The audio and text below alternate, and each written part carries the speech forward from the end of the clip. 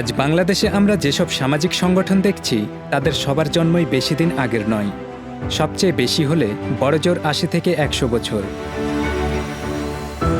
মোহাম্মদ ইউনূসের সেই গ্রামীণ থেকে শুরু করে আজকের জামাত, বিএনপি, এনসিপি কিংবা ইনসাফ কায়েম কমিটি, এদেরকে দেখে আমাদের অনেকেই হয়তো স্বপ্ন দেখি একজন বলিষ্ঠ সংগঠক হবার। কিন্তু আমাদের রোল মডেল আসলে কে হবে?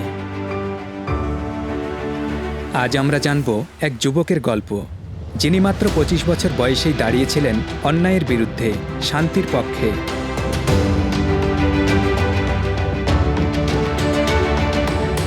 তিনি তখনও নবী হননি, তিনি তখনও ওহী লাভ করেননি, কুরআনের নূর তখনও পৃথিবীকে আলোকিত করেনি।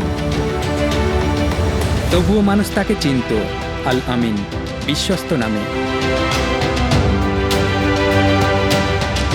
হযরত মুহাম্মদ সাল্লাল্লাহু আলাইহি ওয়াসাল্লাম ২৫ বছর